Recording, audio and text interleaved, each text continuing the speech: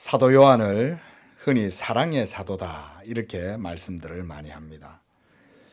이는 그가 사랑에 대해 매우 깊이 있게 우리에게 가르쳐주고 있기 때문인데요. 특히 요한 1서 우리가 오늘 읽었던 본문 앞에 있는 그 4장 7절 8절이 유명한 말씀입니다. 사랑하는 자들아 우리가 서로 사랑하자.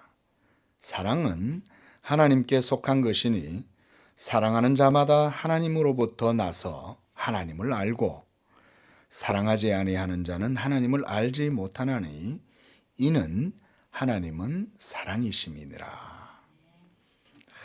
얼마나 참 유명한 말씀입니까?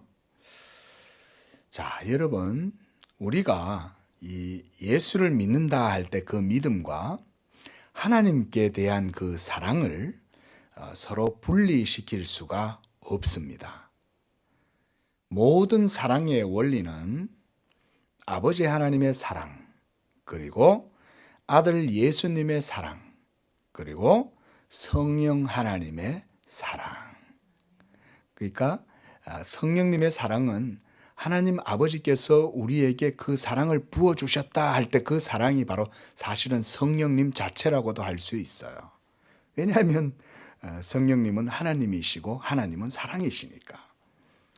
그래서 사도는 하나님을 사랑이시라 이렇게 말씀합니다. 사랑의 본질은 삼일체 하나님 바로 자신이시고, 그래서 모든 사랑이 그 진리의 하나님이신 삼위일체로부터 나오는 것입니다. 하나님의 사랑이 또한 성자 예수 그리스도로부터 우리에게 주어지고 나타나게 되었습니다. 그래서 요한 1서 4장 10절에 바로 앞에 있죠. 한번 보시기 바랍니다.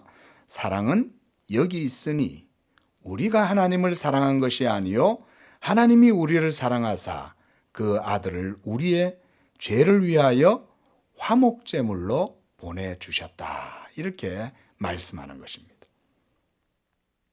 또한 사도 바울도 하나님께 대해서 우리에 대한 자기의 사랑을 확증하셨다. 이렇게 말합니다. 누구를 통해서요?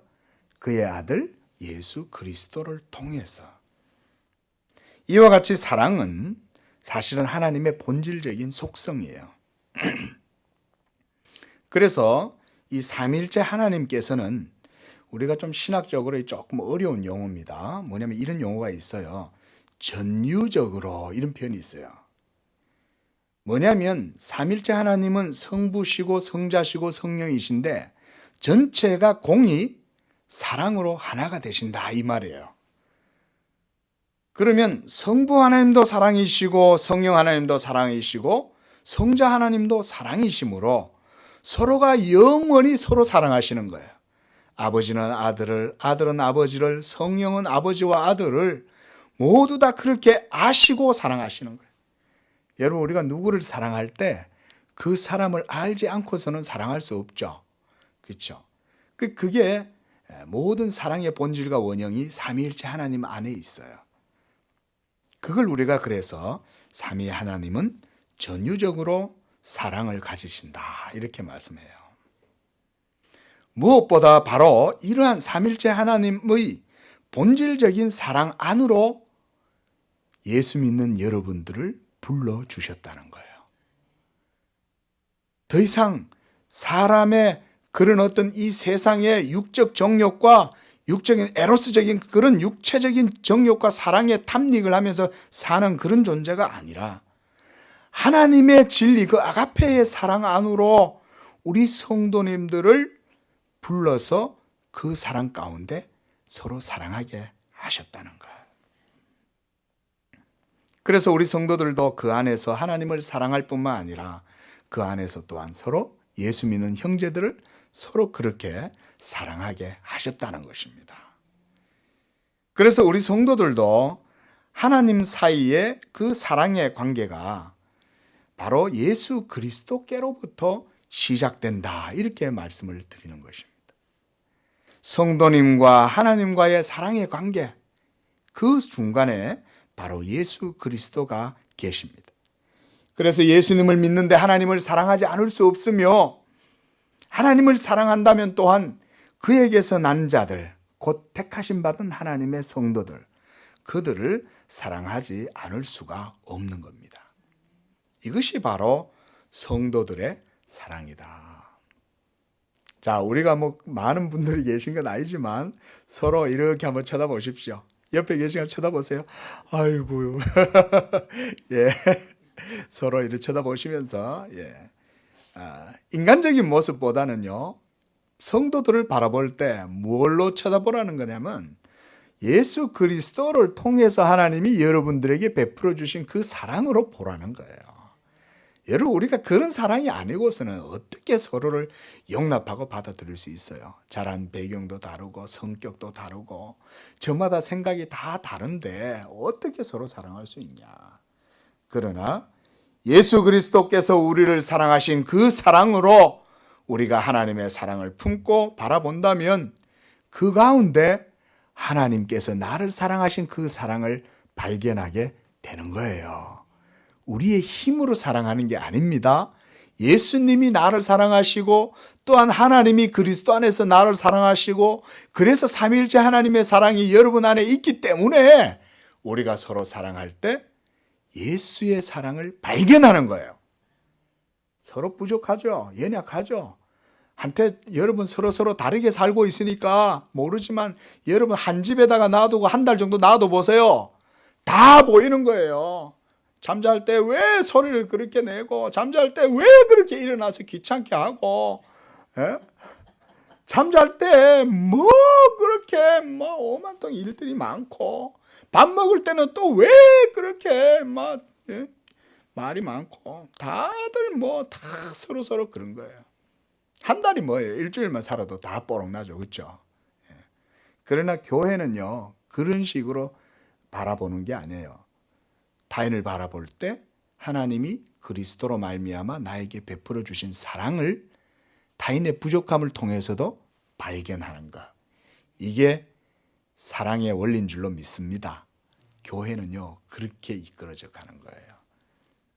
우리 양재교회는 그런 은혜의 원리, 사랑의 원리가 온전하게 세워지는 공동체가 되기를 바랍니다.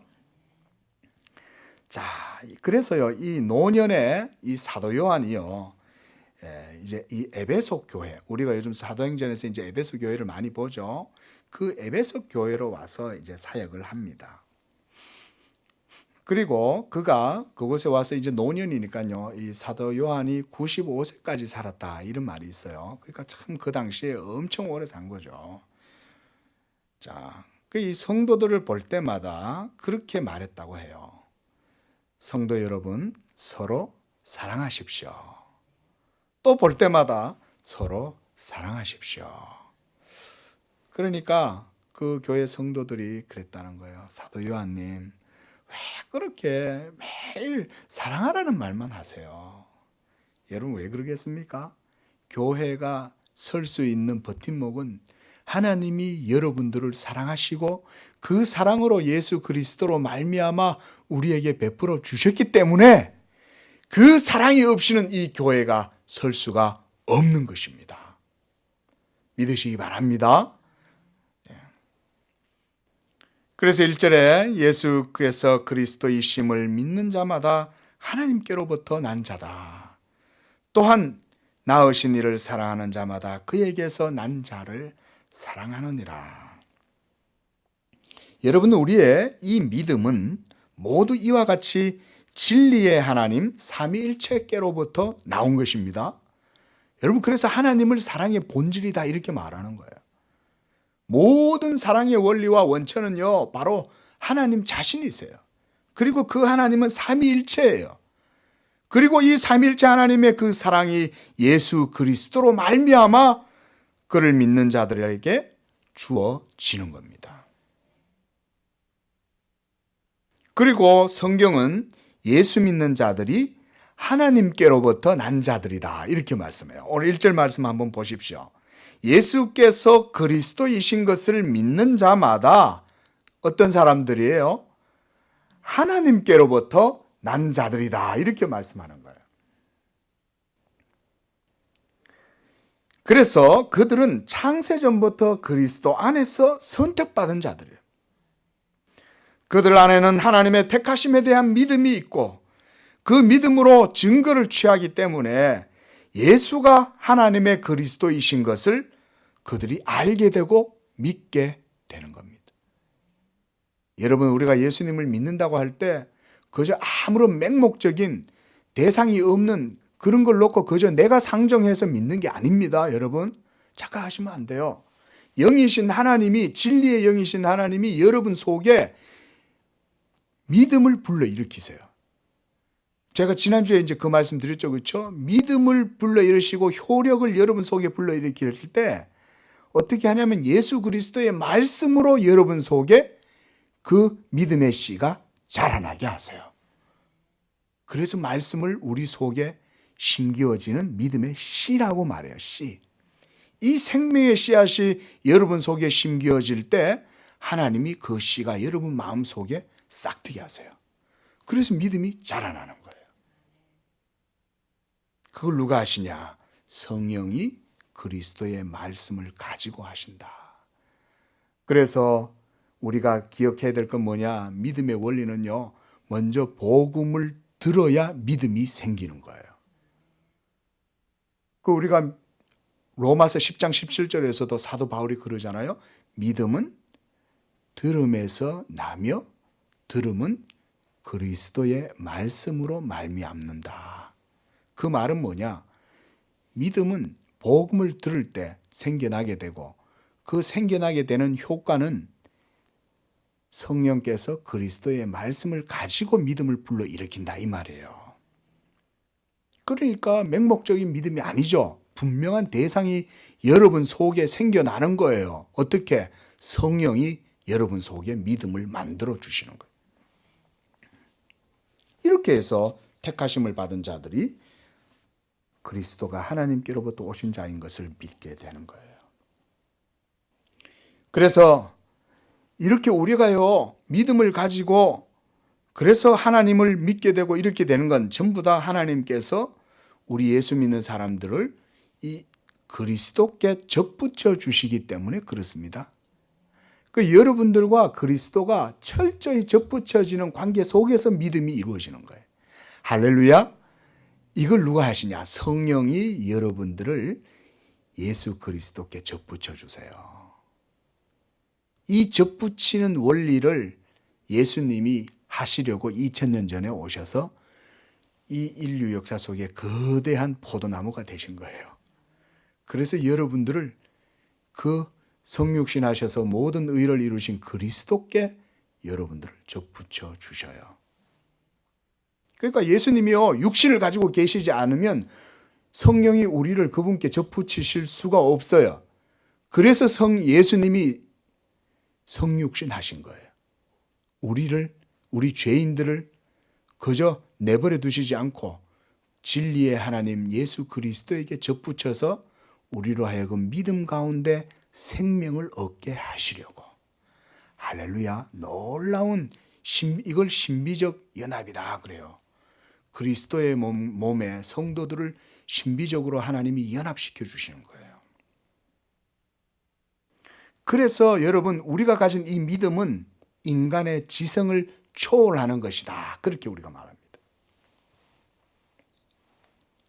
인간 자신의 힘으로는 그래서 스스로 그리스도께 이룰 수가 없고 아버지께서 우리를 그리스도께로 이끌어 주셔야만 우리가 예수님을 믿을 수가 있어요. 그러니까 오늘 본문 말씀은 무슨 얘기냐? 예수님을 믿을 때 이미 그 사람 속에 하나님의 인도하심이 있었다는 것입니다. 이런 것을 우리가 찬양하는 거예요. 하나님 감사합니다. 이미 여러분들이 예수님을 믿을 때 그 자체가 벌써 감사의 원리가 이유가 있는 거예요. 또한 요한복음 1장 13절에서 말씀합니다. 혈통으로나 육정으로나 사람의 뜻으로 나지 아니하고 오직 하나님께로부터 그들은 난 자들이다. 누가요? 바로 우리 예수 믿는 사람들. 예수 믿는 사람들은 모두가 하나님께로부터 난 자들이에요. 믿으시기를 바랍니다. 이 세상에 두 부류의 사람이 있어요. 한 부류의 사람들은 아담의 자손이요, 가인의 후손들이요. 그저 이 세상에서 자연적 본성을 따라 살아가는 사람들이지만, 그러나 그 가운데 하나님께서 오직 영원 전부터 은밀하게 택하신 백성들이 있어요. 그래서 하나님께서 자기 영광을 위하여 만세 전부터 예비하신 그 영혼들은 하나님께서 이 세대 가운데 택하셔서 은밀하게 그들을 지켜주셔요. 그들을 진리로 보호하세요. 믿음의 길로 인도하세요. 그래서 믿음 가운데 그들을 날마다 든든하게 세워주셔요. 위로하십니다. 능력을 주십니다. 때때로 도와주십니다. 여러분들의 모든 삶을 그렇게 지켜주시는 것입니다. 그래서 예수님께서도 성령으로 난 자가 다 이러하다. 성령으로 난 자는 어디서 와서 어디로 가는지 보이지 않아도 성령으로 난 자들은 다 이러하다. 예수 믿는 사람들이 그렇다는 거예요. 바로 여기서 우리가 바로 사도 바울의 이 말씀도 우리가 주목을 할 필요가 있어요. 고린도전서 2장 12절에 우리가 세상의 영을 받지 아니하고 오직 하나님으로부터 온 영을 받았으니 이는 우리로 하여금 하나님께서 우리에게 은혜로 주신 것들을 알게 하려 하십니다. 그러니까 여러분, 이 세상에 있는 하나님의 택한 백성들은요, 이 사람의 눈으로는 판단이 안 돼요. 그렇죠? 우리가 이 교회 앞에 얼마나 많은 사람들이 다닙니까? 쳐다봐도 누가 누군지 몰라요. 그렇죠? 어떤 사람은 브루터스처럼 생겨가지고 험악하고, 어떤 사람은 굉장히 세련되고 교양미 있어 보여도 그 속은 아무도 모르는 거예요. 그러나 하나님은 아신다.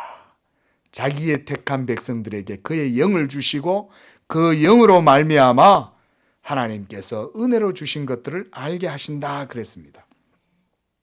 자, 하나님께서 우리에게 은혜로 주신 것들이라고 하는 이 말은 그리스도 안에서 하나님께서 율법을 통해서 약속하신 모든 충만한 것.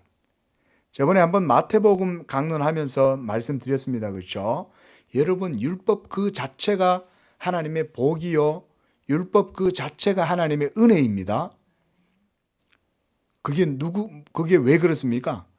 그게 바로 하나님의 말씀이기 때문에 그렇죠. 여호와의 율법을 가지고 있는 이스라엘 백성들은 그 자체로 그냥 복을 받는 거예요. 할렐루야. 예수 그리스도의 복음을 믿는 성도 여러분 속에 이제는 그 하나님의 언약궤가, 말씀이 여러분 속에 이제 거하신다. 성령으로, 진리의 성령이 여러분과 함께 하시는 것이 가장 복인 줄로 믿습니다. 그래서 그 율법이 약속하신 모든 충만한 복이 사실은 벌써 율법 속에 있어요. 그런데 왜 그걸 못 누리냐? 우리가 악하고 모나고 우리가 부족하고 연약하니까 이 율법의 말씀이 오히려 우리의 삶이 이 율법에서부터 오는 모든 복을 가로막는 거예요. 율법 자체가 나쁜 게 아니에요. 사람이 악한 거죠. 그래서 율법이 약속하신 그 속에는 의와 행복과 기쁨과 가득한 골수와 기름진 것들을 먹고 누리게 하신다. 그래서 시편 63장 5절에서는 이렇게 하나님의 말씀의 은혜를 노래했어요. 골수와 기름진 것을 먹음과 같이 나의 영혼이 만족할 것이라. 내 입이 기쁜 입술로 주님을 찬양하리라. 이렇게 말하는 거예요. 골수와 기름진 것을 먹음과 같이 내 영혼이 만족하게 될 거라는 거예요. 하나님의 말씀으로. 믿음으로 누리게 되는 줄로 믿습니다. 믿음을 갖고 있으면 율법을 통해서 이런 복을 누리도록 하나님이 하신 거예요. 결국은 유대인들은 이 율법의 복을 믿지 않으므로 걷어찬 거예요. 자기들 스스로 걷어찬 거예요. 그러나 예수 그리스도를 믿을 때에 이 모든 하나님이 약속하신 하늘의 신령한 복이 이제는 율법의 행위가 아니요 믿음으로 누리게 하는 줄로 믿습니다. 이게 놀라운 복음인 거예요. 여러분, 믿음으로 행하는, 믿음으로 받는 거예요. 율법의 의를 행해서 받는 게 아니라 예수를 믿음으로 율법 안에 약속된 모든 복이 통째로 우리 성도님들한테 다 주어져요. 예수만 믿으면 돼요. 그래서 예수만 믿으면. 그래서 이처럼 하나님을 믿는 것이 바로 예수님을 믿는 것과 같은 것이요. 이러한 믿음은 바로 사랑에서 분리될 수가 없다고 하는 것입니다. 그래서요, 이 믿음과 사랑이 분리될 수 없기 때문에 가장 온전한 믿음은 사랑으로 결국은 승화되고 드러나는 거예요. 이게 그리스도인의 신앙의 인격, 경건의 능력입니다. 그래서 오늘 본문 1절에서 사도는 예수 믿는 자 그들이 하나님께로부터 난 자들이요 또한 그들을 낳으신 하나님을 사랑하는 자들은 하나님께로부터 난 자들인 형제에 대한 사랑으로 나아가게 된다. 마치 순환논법 같은 논리죠. 그렇죠? 예? 예수 믿는 자는 하나님께로부터 났고 그리고 그를 낳으신 하나님을 사랑하는 자들은 또한 하나님께로부터 난 자들인 그 성도들을 형제들을 형제자매를 사랑하는 바로 그 사랑으로 나아가게 된다. 이것이 바로 진리 안에서 살아가는 예수 믿는 성도의 모습입니다. 그래서 2절 말씀은 그 참 사랑에 관해서 우리에게 설명해 주고 있는데 이것이 하나님과 관계된 거예요. 하나님에 대한 사랑. 2절 말씀 한번 볼까요? 우리가 하나님을 사랑하고 그의 계명들을 지킬 때에 이로써 우리가 하나님의 자녀를 사랑하는 줄을 아느니라. 자, 여러분, 예수 믿음의 진실성은 하나님에 대한 사랑으로 나아가게 되며 이 거룩하고 의로운 사랑의 감정은 형제와 그리고 하나님의 자녀에 대한 사랑으로 나타나게 된다는 거예요. 아까도 말씀드렸듯이 부족하고 연약한 형제와 자매를 바라보면 거기서 나를 향하신 그리스도의 사랑을 보는 눈으로 우리가 한번 컨버트를 시켜야 돼요. 저게 왜 저 모양 저꼴이지? 그러지 말라는 거예요. 그를 바라보고 그 부족함을 뭘로 바꾸라고요? 나를 향하신 하나님의 사랑, 예수를 통해서 내게 보여주신 그 사랑으로 코드를 바꾸어서 봐라. 그러면 그때부터 그 부족함과 연약함이 이제 은혜가 되는 거죠. 저렇게 부족한 사람을 하나님이 사랑하시고 나 같은 죄인도 저렇게 부족할 터인데 우리가 여러분 그렇잖아요. 다 서로 놓고 보면 도토리 기적이 아닙니까? 누가 하나님 앞에서 더 의로워요? 아무도 없어요. 오직 의롭다 하시는 분은 하나님밖에 없어요. 그러니까 그 하나님의 은혜로 우리를 의롭다 해주셨으니 그것 때문에 우리가 감사하는 것입니다. 그래서 사도는 온전한 사랑의 기초가 먼저 하나님께 대한 이 사랑이 확립될 때에 인간을 바르게 사랑할 수 있다고 가르쳐 주는 거예요. 그래서 말씀은 우리에게 하나님에 대한 사랑이 이웃에 대한 사랑으로 나타나는 것이라고 말씀하고 있습니다. 할렐루야. 이런 복된 삶이 우리 양재교회 성도들 삶 가운데 드러날 수 있기를 축원을 드립니다. 그러면요, 그게 바로 경건의 능력이라는 게 그런 거예요. 막 기도하면 뭔가 신비한 일이 일어나는 거 아닙니다. 그건 기독교를 오해하는 거예요. 그건 능력주의자들, 은사주의자들이나 생각이지. 여러분 아니에요. 하나님의 계명의 말씀과 사랑이 온전해지면 거기에서 이런 경건의 능력이 사랑으로 드러나는 거잖아요. 누가 사람을 감복시켜요? 그러므로 사랑의 관계는 먼저 하나님과 사랑의 관계가 온전해질 때 인간에 대한 사랑과 진실되고 바르게 사랑할 수가 있게 되는 겁니다. 또한 하나님에 대한 우리의 사랑은 하나님에 대한 경외심으로 드러나게 됩니다. 그러니까 하나님을 믿지 않으면서 하나님을 사랑한다는 것은 있을 수가 없겠죠. 그러면 그 하나님에 대한 사랑은 바로 하나님을 향한 경외심에서 생겨나요. 그래서 하나님을 사랑하는 자는 하나님의 말씀을 지키는 거예요. 하나님을 경외하니 그분의 말씀을 경외하고 그걸 너무 흠모하는 거예요. 그러니까 사랑하고 지키는 거예요. 하나님께서 모든 의와 공평의 근원이 되시기 때문에 그분을 사랑하는 자들은 자신의 마음을 하나님의 의로우심에 순종을 시키는 거예요. 순종시키는 거예요. 그래서 우리가 하나님을 사랑하는 것과 그분의 계명에 대한 순종을 연결시키는 거예요. 그래서 오늘 본문 말씀에서도 우리가 하나님을 사랑하고 그의 계명을 지킨다 이렇게 말하죠. 그 먼저 뭘 말해요? 하나님에 대한 사랑을 먼저 말하잖아요. 그러니까 우리가 하나님의 계명을 지키려고 할 때 두려움과 그리고 이 율법을 지켜서 내가 하나님께 뭔가 잘 보여야 되고, 율법을 지키면 내가 뭔가 이 미신적인 모든 두려움에서 이겨날 수 있고, 그래서 그것 때문에 내가 복을 받을 수 있다. 이런 율법적 강박. 이게 바로 율법주의의 여러분 유혹입니다. 여러분 그런 생각이 여러분의 마음을 자꾸 부채질하면요, 과감하게 예수 십자가를 선포해야 돼요. 사탄아 떠나가라. 더 이상 율법 아래 내가 있지 않다. 나의 모든 의는 예수 그리스도를 믿음으로 이제 내게 주어졌다. 율법의 행위로 내가 하나님 앞에 의롭다함을 얻는 것이 아니요, 예수 믿음으로 그의 보혈의 은혜로 내가 율법의 모든 저주와 형벌에서, 의무에서 내가 죄 사함을 받았다. 나는 자유하다. 선포를 그렇게 하는 거예요. 여러분 이런 복음적인 선포를, 여러분 마음속에 이런 율법적 강박과 두려움이 여러분 마음을 싹 짓누르면요, 그때 예수 십자가를 딱 외치는 거예요. 그래서 이런 강박관념에 사로잡혀 있는 사람을 우리가 뭐라 그러냐, 그 마음에 아직도 믿음이 온전하게 세워지지 않았다, 이렇게 말하는 거예요. 그 진짜 믿음이 강한 사람은 뭐냐, 예수의 은혜 속에 깊이 젖어드는 거예요. 율법을 무시하는 모습은 아직 온전한 믿음이 아니에요. 율법을 무시하는 게 아니라 그 율법 자체는 뭐예요? 하나님의 계명이잖아요. 그러니까 그 계명을 사랑하는 거예요. 여러분 뜨거운 감자를 사랑할 수 있어요? 사랑할 수 없죠, 그렇죠? 근데 우리가 뜨거운 감자는 어떻게 들어요? 다 뭔가 이렇게 스푼이든지 뭔가 그릇에 담잖아요. 그러니까 예수 그리스도의 보혈의 은혜가 있으면 이 뜨거운 감자를 우리가 얼마든지 만질 수가 있다, 이 말이에요, 율법에.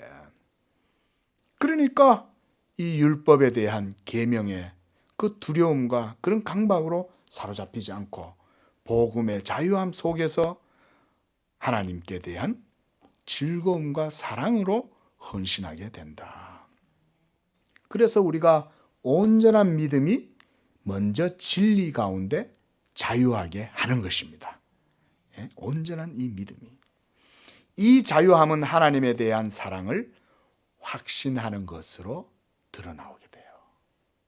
여러분 우리가 하나님을 사랑하지 않으면, 하나님의 율법을 들으면 그 율법에 대해서 두려워하게 됩니다. 그러나 우리 건우가 부모를 두려워합니까? 두려워하지 않죠.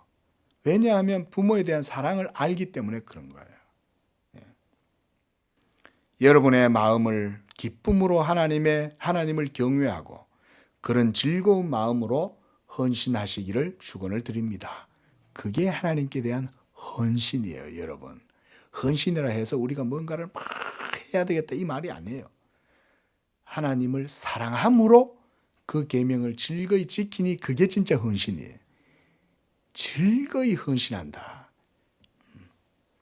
그래서 신명기 10장 12절 말씀, 우리 건우가 앉아있으면 이걸 다시 한번 딱 암송을 시키면 좋겠어요. 우리 건우는 이거 암송을 하고 있거든요. 신명기 10장 12절 말씀 우리 다 한번 찾아보겠습니다. 창세기, 출애굽기, 레위기, 민수기, 신명기. 구약성경 278쪽에 있어요. 278쪽 구약성경 10장 12절 찾으셨죠?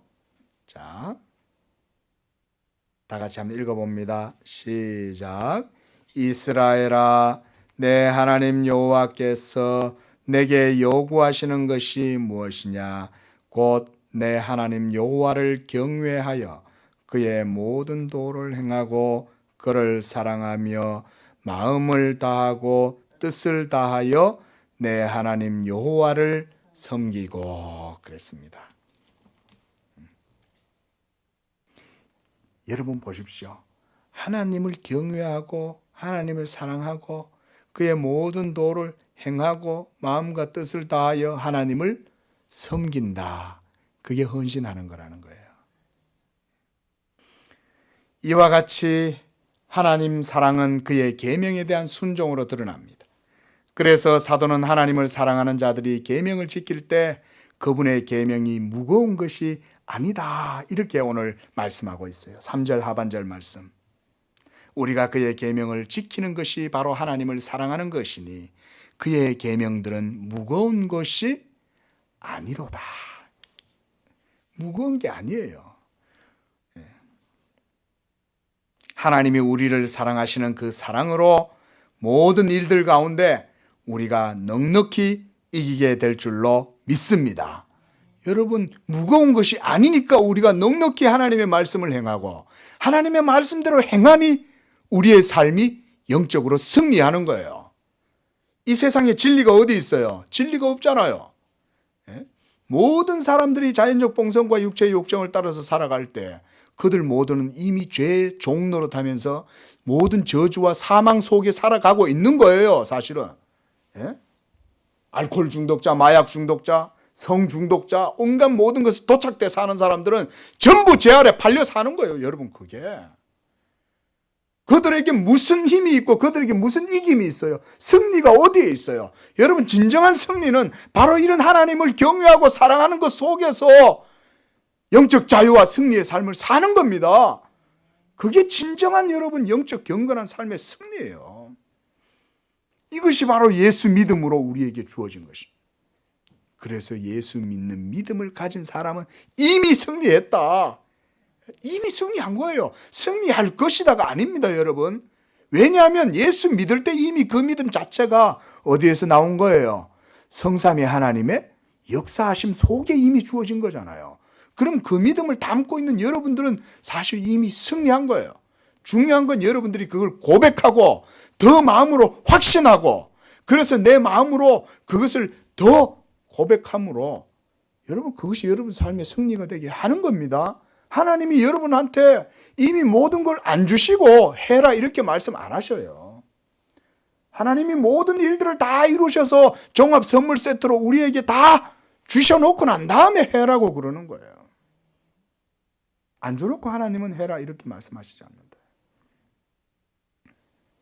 4절에 보니까 무릇 하나님께로부터 난 자마다 세상을 이기느니라.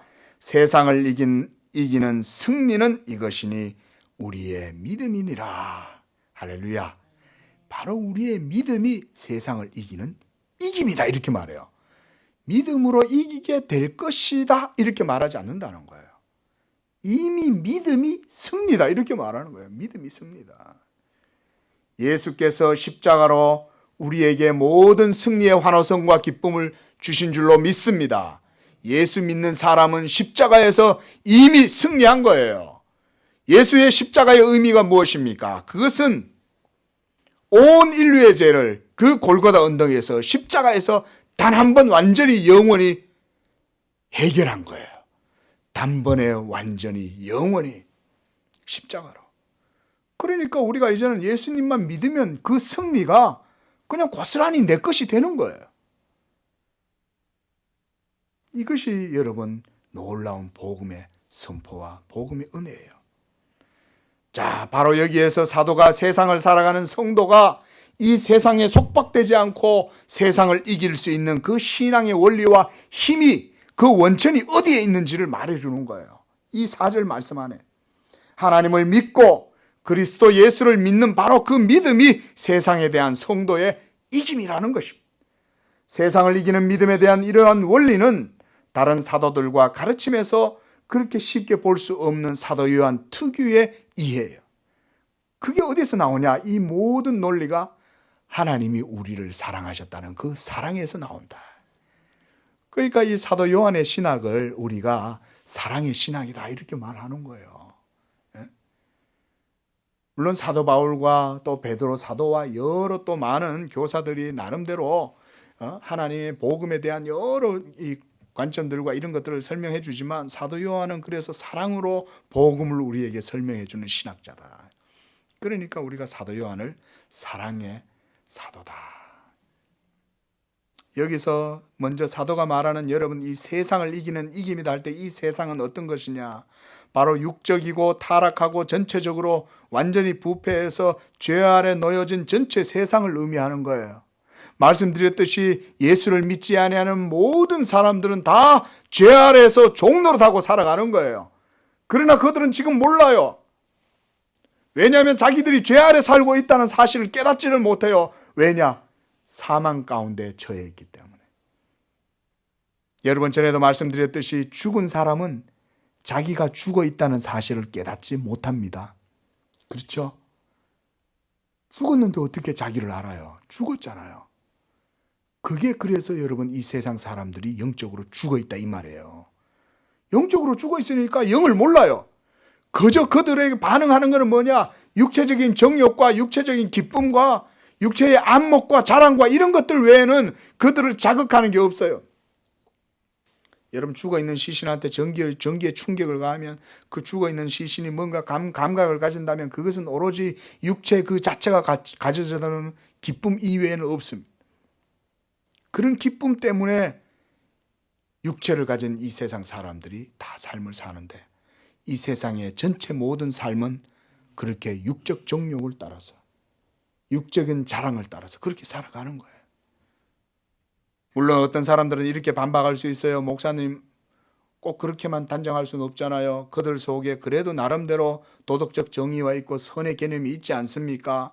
나름대로 신문을 종이를 폐지를 주워가지고 그 돈을 모아서 다른 사람들한테도 도와주기도 하고 일평생 모은 재산을 전부 다 장학재단에 기부를 하고 또한 고아들과 과부들을 위해서 쓰는 사람들이 있잖아요.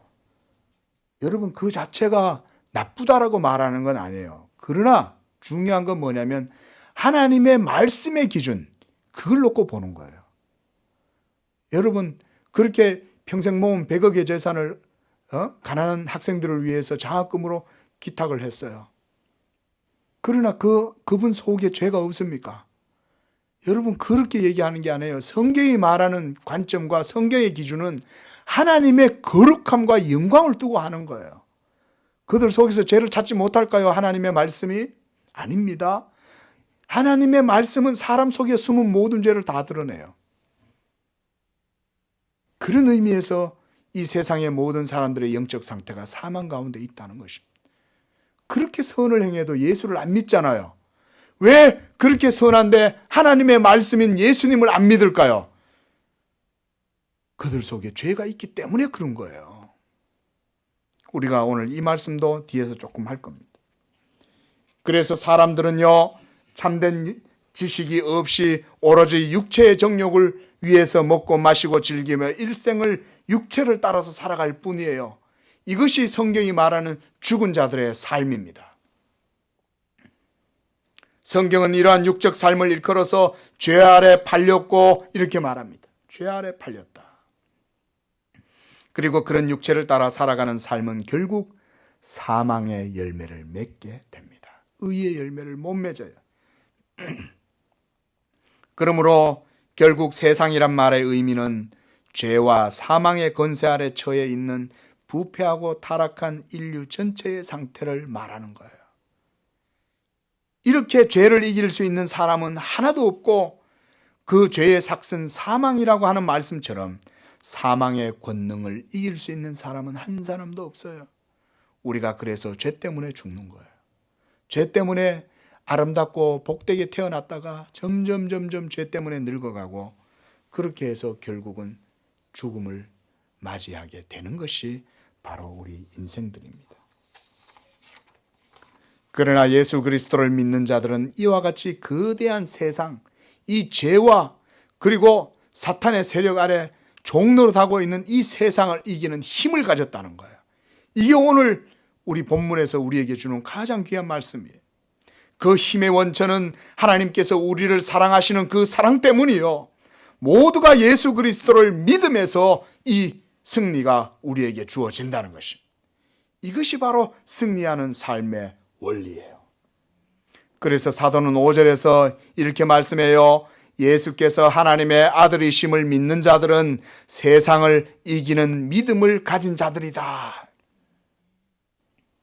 여러분 세상을 살아갈 때 믿음으로 살아보려고 애를 쓰고 그리고 고민을 해보신 분들이라면 세상의 막강한 죄의 세력이 얼마나 큰지 거기에서 실감을 할 수가 있어요. 보십시오. 불법과 편법과 반칙, 변칙 이런 것들이 난무하고 모두가 자기의 배를 위해서 이기적이고 욕심을 따라 행하고 진실된 사랑 없이 서로 아부하고 속이고 시기와 탐심과 다툼과 음심과 미움과 이런 것들로 가득한 그 세상 속에서 살아가는 경건한 하나님의 사람들, 그들은 고민을 할 수밖에 없어요, 여러분. 그러나 기도하시기를 바랍니다. 왜냐하면 이미 하나님께서 예수 믿는 여러분들에게 이와 같은 진리의 사랑으로 함께하고 계시기 때문에 그렇습니다. 그 사실을 믿으십시오. 하나님의 사랑은 여기 있으니 그가 우리를 위하여 모든 죄의 뿌리와 근원을 제거해 주셨고, 또한 하나님의 진리의 사랑을 우리에게 주셨으니 이제 하나님의 아들 예수 그리스도를 믿는 믿음으로 담대하게 살아가면 된다는 것입니다. 그래서 여러분, 여기에서 기도의 능력이 나옵니다. 믿음으로 살아가려면 어떻게 하면 돼요? 그렇죠. 그런 고민하게 돼요. 그죠? 믿음으로 사는 게 뭐죠? 여러분, 기도를 하면 믿음으로 살게 돼요. 오늘 중요한 원리 가르쳐 드렸어요. 이제 믿음으로 승리하는 삶을 살려면 다른 방법 없어요. 하나님의 말씀 붙들고 기도하는 거예요. 기도로 하루를 시작하십시오. 10분 안 됩니다. 최소 20분 하세요. 왜냐하면 10분쯤은 뭐냐? 기도의 전반전이에요. 기도가 끝나려면 최소 20분까지는 가야 기도 후반전까지 종료가 되는 거예요. 자, 그래서 사도는 이제 6절에서는 하나님에 대한 우리의 사랑이 무엇으로 이루어지는지를 구체적으로 그 원리와 본질에 대해서 말해줘요. 여러분, 이 6절 말씀 한번 읽어봅시다. 시작. 이는 물과 피로 임하신 이시니 곧 예수 그리스도시라. 물로만 아니요 물과 피로 임하셨고 증언하는 이는 성령이시니 성령은 진리시니라. 우리의 마음을 하나님을 향해 뜨겁게 끓게 하고 용솟음 치게 해서 그분을 사랑하게 하는 그 경건의 원리가 바로 예수 그리스도 복음의 진리라고 하는 것입니다. 6절의 말씀을 우리가 여러분 좀 더 주의 깊게 살펴보시기를 바랍니다. 세상을 이길 수 있는 성도의 힘의 원천이 무엇인지 거기서 말씀해 주고 있어요. 바로 예수 그리스도가 구속의 재료가 된다, 이 말씀이에요. 재료. 거기에는 물과 피와 성령, 이 세 가지 요소가 성도들에게 주어져 있다고 말씀하고 있죠. 이 재료들은 예수 믿는 우리의 믿음의 실제적인 영적인 증거들이 됩니다. 여러분, 이런 내용들이 어디에 나오냐? 히브리서 9장과 10장에 보면 자세하게 잘 설명이 되어 있어요. 히브리서 9장과 10장. 먼저 물과 피라고 하는 것은 이 구약의 제사의식에서 사용된 물과 그 피라고 생각해 볼 수 있어요. 그러나 구약의 율법을 따라서 드려지는 이 제사의 물과 피는 바로 누구를 상징해요? 예수 그리스도의 몸을 상징하죠. 그리고 그가 십자가에서 화목제물로 우리를 위해서 드리신 거예요. 그래서 이 그리스도가 바로 십자가로 말미암아 물과 피의 이 모든 의미들을 거기에서 완성하신 것입니다. 그래서 여러분, 예수님이 십자가에서 죽으신 다음에 군병이 예수가 진짜 죽었나 안 죽었나 확인하기 위해서 뭐래요? 이 긴 창을 가지고 예수님이 옆구리를 꽉 찌른 거예요. 찌르니까 예수님이 돌아가셨는데 놀랍게도 그 예수님의 몸에서 물과 피가 따로따로 나오는 거예요. 피가 이미 응고돼 가지고 물이 따로 피가 따로 이런 식으로 흘러나왔다는 거예요. 그래서 그리스도께서 속죄의 제물이 되심으로 우리의 영혼은 그의 피로 정결하게 되었어요. 그의 물은 그 피를 전체 영혼의 생명과 같이 흘러가게 합니다. 그래서 그리스도의 물과 피가 성령의 증거를 통해서 여러분들의 마음에 죄사함의 확신을 주는 것입니다. 2000년 전에 죽으신 그리스도의 그 죽으심이 지금 오늘 예수 믿는 여러분들에게 성령으로 말미암아 그 피가 바로 나의 죄를 위한 것이요, 그의 흘리신 물이 나의 모든 죄를 다 씻겨준다고 증거하시는 것입니다. 할렐루야. 그래서 이것이 바로 사도 요한이 말씀하시는 바 증언하는 이가 셋이니 하는 말이에요. 이것이 여러분 이 라틴어 역본에는요 이렇게 보다 자세하게 기록되어져 있다 그래요. 거기에는 진리의 요소들에 대해서 분명하게 더 얘기를 해줍니다. 자, 제가 읽어드리겠습니다. 땅에서는 증거하는 이가 셋이니 아버지와 말씀과 성령이시니라. 이 셋이 합하여 하나이니라. 이렇게 삼위일체론적으로 오늘 이 말씀을 설명해요. 이 라틴어 역본에는. 그래서 여러분 우리가 저번에도 그런 말씀 드렸지만 증언할 때 최소 율법에서는 3명의 증인들을 요청하죠. 그렇죠? 그게 마찬가지예요. 셋이 합하여 하나라고 하는 이 말씀이 성도 안에서 갖게 되는 믿음의 증거의 확실성이에요. 여러분 마음속에서 예수 복음의 진리 객관성을 증거할 때 그거는요 성부와 성자와 성령이 여러분 속에서 이 물과 피와 이걸 가지고 증거하신다 이 말이에요. 그리고 성령이 그리스도의 그 흘리신 물과 피를 여러분 마음속에 증거하신다. 그때 우리가 하나님의 사랑을 깨닫는 거예요. 나같이 이런 죄인도 하나님께서 사랑하셔서 그리스도의 이 은혜를 내 마음속에 주시는구나. 바로 이런 성령의 큰 확신과 담대함으로 예수를 믿을 때 우리가 이 세상을 능히 이기는 줄로 믿습니다. 심지어 우리 자신의 연약함조차도 이기는 거예요. 여러분 우리 자신의 연약함을 돌아보세요. 얼마나 우리가 연약합니까? 잠깐 하나님 앞에 뭔가 마음과 결단을 세운 것 같은데 곧 지나면 또 잊어버리고, 오늘 기도를 해야 되겠다고 마음을 먹었는데 또 며칠 지나면 다 잊어버리고. 자, 이래서 사도는 9절에서 사람의 증언을 유효하게 인정하는 것처럼 진리의 하나님께서 친히 증거하시는 그 증거가 더욱 큰 것이다. 그래서 그렇게 말씀하는 거예요. 우리가 그 말씀 한번 보십시오. 9절 말씀 보니까 우리가 사람들의 증언도 받을진대 이렇게 말하죠. 우리가 뭔가 논쟁을 하고 법원에서도 사람의 증언을 요청하잖아요. 그처럼 하나님도 진리에 대해서 우리한테 증거를 하신다 이 말인 거예요. 그 진리의 증거가 누가 하신다는 거예요? 삼위일체 하나님이 우리 안에서 하신다. 그것을 성령이 또한 알게 하신다 그 말이에요. 그래서 사도는 11절에서 하나님의 증거가 곧 우리에게 영생을 주신 것과 그 생명이 예수 안에 있다고 그렇게 말해요. 그래서 아들이 있는 자에게는 이 생명이 있는 것입니다. 이 아들이 없는 자에게는 생명이 없다고 말씀을 하고 있습니다. 자, 말씀을 맺겠습니다. 사랑하는 양재교회 모든 성도 여러분, 하나님께서 여러분들을 이와 같이 진리 가운데에서 사랑하신다는 사실을 믿으시기 바랍니다. 냉랭한 진리가 아니에요. 차가운 진리가 아니에요. 뜨거운 진리예요. 여러분들의 마음을 용솟음 치게 하고 들끓게 하는 진리입니다. 그 진리로 여러분들을 지키고 믿음을 붙들어 주셔서 여러분들로 하여금 하나님의 사랑 안에서 살아가게 하시는 것입니다. 바로 이러한 믿음이 예수를 믿는 믿음이요, 그 믿음이 바로 여러분들로 하여금 세상을 이기게 하시는 믿음. 오직 진리의 하나님 삼위일체께서 홀로 여러분 안에서 예수의 믿음을 불러일으키시고 그 말씀으로 여러분들의 영혼에 생명과 빛을 비추어 주셔서 그 가운데 여러분들이 이 풍랑이 있는 세상 속에서도 하나님의 지극한 평안의 빛을 누리면서 사시기를 주 예수의 이름으로 축원을 드립니다. 기도하겠습니다.